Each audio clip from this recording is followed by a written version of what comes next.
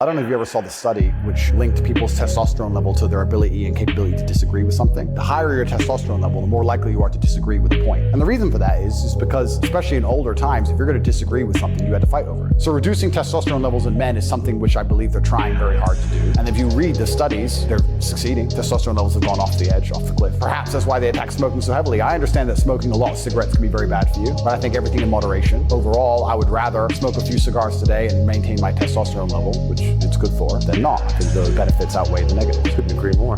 I don't know if you ever saw the study which linked people. But I understood you to say that failure is one of your greatest allies. I got the impression from your confession that failure causes people to lose ambition and quit trying, and then you take them over without opposition on their part. That is just the point. I take them over after they quit trying. If they knew the difference between temporary defeat and failure, they would not quit when they meet with opposition from life. If they knew that every form of defeat and all failures bring with them the seed of unborn opportunity, they would keep on fighting and win. Success usually is but one short step beyond the point where one quits fighting. My friends, welcome to the Sheep Get Sheared podcast, where here we talk about people, politics, and popular culture. I'm your host, the one and only Austin Creed. Ladies and gentlemen, I want to welcome you into the show. Those first two clips I played were to make a point. First of all, shout out to Andrew Tate. He is a pioneer of sorts. I agree with a lot of the things he says. I think he's very brave for saying it. I get, to an extent, he's playing a character. I get that. But a lot of things he says, I think he's on the right track. The book passage that I introduced you to at the beginning of the show is actually from a book called Outwitting the Devil by Napoleon Hill. Great author. Fantastic. I recommend you read it or listen to it. My friends, I put those two things at the front of the show because I really wanted you to understand the point of what I'm about to make. The point I'm about to make is this. You are nothing compared to your father. Why do I say that? Well, I mean, it's pretty self-evident. If you look at the studies, you look at what happens even in society today. I agree with a lot of what Tate said when it comes to men are almost afraid to disagree with, whether it's each other, with women, with people in other countries, whatever it is, men are afraid.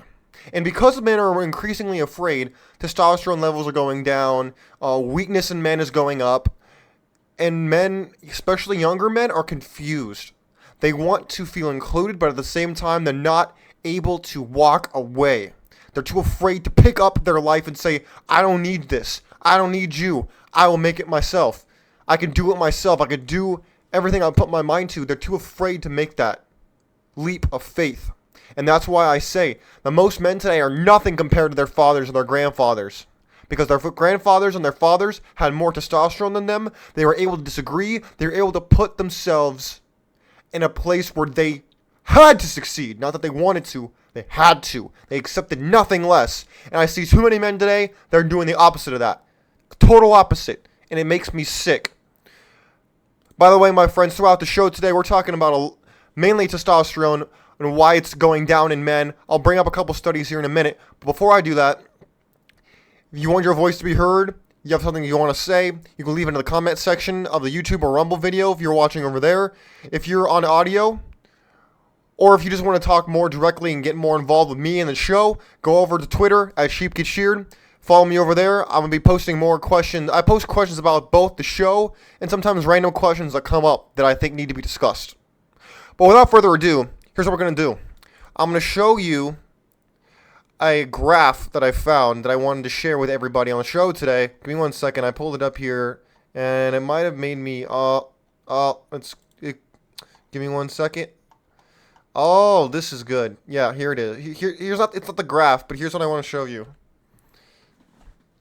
So here's the article by Forbes. It says, according to recent reports, testosterone therapy amongst men is on the rise.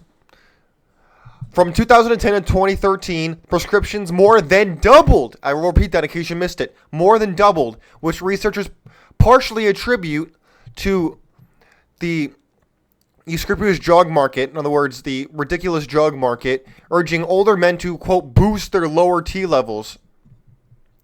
This whole concept of low testosterone, or testosterone in general, has gone way up. Whether it's from the bodybuilding community talking about anabolics, whether it's the medical community and big pharma talking about HRT, TRT, whatever it is, there are multiple different avenues that are bringing everything up. And then you got guys from the manosphere, we got guys in science and medicine talking about it. This is something I think needs to be discussed. Across the population, men today have less testosterone compared to men of the same age a generation ago. Again, I'm not making this up. I wish I was. But this is why we see a lot of the behavior we're seeing today. We're seeing a lot of tippy-toe men, weak men who are unable to disagree. They're unwilling to disagree, and they're just going with the program. Even if it's stupid and makes no sense, they're just going for it. And people are wondering why it's happening. Well, not all of it isn't necessarily in their control. Some of it is just hormones. A lot of it's in your control, but some of it might be slightly outside your control. It says, asking why requires untangling a complex web of social, environmental, and behavioral factors that are dismantling age-old ideas about masculinity and triggering real anxiety over changing gender roles. In other words, they're putting socioeconomics and environmental factors into what's really more of a... It's slightly social, but more than anything else, my friends, it's hormonal. And it makes me really sad to have to tell you that, because I wish I could sit here and tell you that everything is in your control. And to an extent, it is. Never sidestep accountability where it needs to be taken. But you need to understand something. You need to fix the hormones first. I'll keep reading this for a little bit. It says, studies show that men's testosterone levels have been declining for decades. Now, this is not something new. It's been going on for a while, I believe since the 50s. Some people say it has to do with plastic. Some people say it has to do with just the social aspects of masculinity and how it's changed. A lot of different things you can blame. But let's keep reading. The most prominent, a 2007 study in the Journal of Clinical... Endocrinology and Metabolism. Sorry, I'm not always good at reading medical terms. I shout out to people who can. They're smarter than me. Revealed a substantial drop in U.S. testosterone levels since the 1980s. Oh, I was close. I have not read this beforehand, by the way. With an average levels declining about 1% per year. That may seem small until you realize 10 years is 10%. These levels add up over time, people. 1% is a lot if you think about it year by year. This means, for example, that a 60-year-old man in 2004 had testosterone levels 17% lower than the same 60-year-old man would had in 1987. Can you believe this? Another study of the Danish population of Danish men produced similar findings with the double-digit declines amongst men born in the 1960s as compared to men born in the 1920s. Here's my question, ladies and gentlemen of the Sheep Get Sheared podcast. Who do you blame for this? What do you think is the problem? Do you think this is made up? Do you think it's real? I think it's real. And it's sad. I wish I could tell you it's not, but it is. When you look at society today and you see that men are more likely to just self-delete, when you look at men and how they're dropping out of society, they're not even willing to fight, disagree, put up any kind of resistance, it's not there. And you wonder why. And this is one of the reasons. This is one of the overflow reasons that's not talked about nearly as much. And it's this. It's the fact that from a biochemical perspective, they don't even have the capability to do it.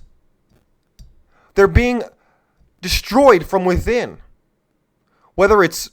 We could go down the list of factors that could be blamed here. There is no shortage of factors that affect men that could be brought up in this discussion. But I want to make sure we don't get sidetracked. At the end of the day, you need to remember that knowledge is power. And getting this kind of knowledge will help you evaluate in yourself what behaviors, what tendencies. Maybe go get your blood levels checked. See where you're at on the spectrum. Do you have good testosterone levels? Do you have bad testosterone levels? It might be influencing decisions in your life right now that you don't even know about. And this is what I want to bring up on the show today. I'm not a doctor. I'm saying you go and get in contact with your doctor. Make sure that you're not falling victim to this and you don't even know it's happening. Some of it is outside your control. If your baseline levels are biologically lower than that of your father and your grandfather, well, guess what? You gotta try to figure out a way to close the gap. Because if you don't, guess what? It's still going to affect you every single day of your life. and you're more likely to make bad choices. I'll read a little bit more here. It says, what is behind the downward trends? The answer is complicated. Well, of course, the decline in testosterone levels is almost certainly linked to higher rates of obesity. That makes sense. And maybe linked to lower rates of smoking. Look at this. They're agreeing with Tate. Look at this. Maybe linked to lower smoking in men, since nicotine is a potent aromatase inhibitor. In a 2007 study, however, the age-matched... No, I'm not saying you'll smoke, by the way. I'm not encouraging you to do that. What I'm saying is I'm bringing up what they're bringing up in this article, and I'm addressing what Andrew Tate said. In the 2007 study, however, the age-matched declines persisted after controlling for these variables. Many observers put on more weight on increased exposure to environmental toxins such as A, pesticides, B, parabens, and C, chemicals common in household products. In other words, the chemicals are imbalancing our biochemistry. That makes sense? Good, because it should. My friends, this is what I want to bring up for you. When all is said and done, everybody has their own unique existence, and how this will affect everybody differently. But I wanted to bring this up today because it's very important that you understand the world you are living in. Excuse me. And men, you got to make sure that you know what's going on in your own body. So many men do not even know what's going on the home front. They're not aware of what's going on in their own body, and they want to go out there and they want to control other people, tell other people how to live their life when they don't even know how to live their life. And it's disgusting, and it doesn't make any sense, and it makes you look ridiculous. If you want to be able to be a leader, if you want to go out there and be respected, you need to respect yourself, and you need to lead yourself first, because you will set the precedent for how others will treat you based on how you treat yourself and how you respect yourself. Because if you don't take care of yourself, if you don't put yourself first, no one's going to respect you. They won't put you first because you don't even bother to put yourself first. Does that make sense? Because it should. These are lessons you should have been taught as a child, but I guarantee you probably weren't. You were probably taught that your identity as a man is based on what you can give to others, not what you can give to yourself. If you're a well can only give water if it has water to give. But most men, if in that equation, they can only give what they have. If you don't have much, you can't give much. You got to have much first before you can give. An empty well can't give water, just as a broke man cannot actually do much to change the world. And if you want to change the world, you got to change yourself first and change your habits, change your mindset, change your entire life and mindset if you want to get ahead, and if you want to be a leader in this world. My friends, I'm trying to make these episodes shorter because I think I get too far afield and I don't drill home my point enough. I think if I go on too much, I'll lose the forest for the trees. And I don't want to do that. So I'm going to cut this down here. I wanted to really bring this point home to roost to let you think about it in your own life and see maybe you don't feel as masculine. Maybe you're a little overweight. Maybe you need to get back in the gym. Maybe you need to go to your doctor and get your blood checked. Whatever it is you need to do, you need to figure out what it is in your life you need to change to get your testosterone up, get your productivity up, get your success up, and by that extension, you will be happier, you will feel more successful, and you will see the results you always wanted to see, but were afraid would never come. It's because you didn't turn inwards, you turned outwards, like everyone taught you to do, and that's wrong. But until next time, my friends, I want to leave you with this. You need to remember you are responsible for your own happiness. And you need to take responsibility for the shortcomings in your life. Just as you are quick to accept the good in your life, as you're doing, you need to take responsibility for the bad so that you can control it and you can then take responsibility and do something about it instead of playing the blame game and not changing a thing. Because doing the same thing over and over and over again and expecting a different result is the definition of insanity, and I don't want you to be insane. Until next time, my friends, God bless you. God bless your family, and God bless America. We're out of here. Peace. Have a great day.